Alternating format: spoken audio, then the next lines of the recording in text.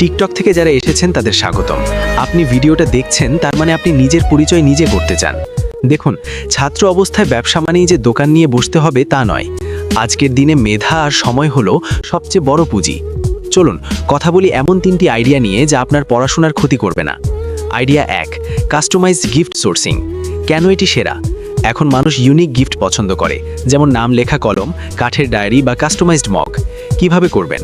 আপনার এলাকায় বা অনলাইনে এমন পাইকারি দোকান খুঁজুন যারা এগুলো বানায়। আপনি শুধু একটা ফেসবুক পেজ খুলে সেগুলো সুন্দর ছবি পোস্ট করবেন। অর্ডার পাওয়ার পর পাইকারি দোকানদারকে বলবেন কাস্টমারের ঠিকানায় পাঠিয়ে দিতে। আপনার কাজ শুধু মার্কেটিং করা। দিনে 1 ঘন্টা সময় দিয়ে মাসে ভালো একটা প্রফিট রাখা সম্ভব। আইডিয়া 2, ডিজিটাল সার্ভিস বা মাইক্রোটাস্ক এজেন্সি। কেন এটি সেরা?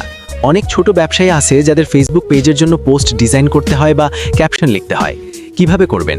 আপনি যদি ক্যানভা দিয়ে সুন্দর ডিজাইন করতে পারেন, তবে আপনার আশেপাশের ছোট শপ বা অনলাইন পেজগুলোকে অফার করুন। মাসে 5 থেকে 10টি পেজের কাজ নিলে আপনার পড়াশোনার খরচ অনায়াসে উঠে আসবে।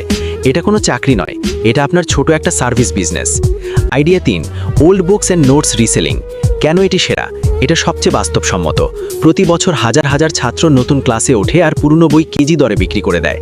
আপনি একটা নেটওয়ার্ক তৈরি করতে পারেন যেখানে পুরনো দরকারি বই বা বড় ভাইদের গোছানো নোটগুলো সংগ্রহ করে যারা নতুন ক্লাসে উঠেছে তাদের কাছে কম দামে বিক্রি করবেন। আপনি মাঝখানে একটা সার্ভিস চার্জ বা প্রফিট রাখবেন। এই ব্যবসায় লস হওয়ার কোনো সুযোগ নেই, কারণ শিক্ষার উপকরণের চাহিদা সব সময় থাকে।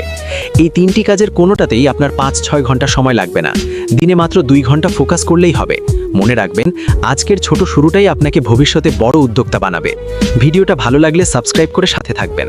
আপনার কোনো প্রশ্ন থাকলে কমেন্টে জানান, আমি উত্তর দেব।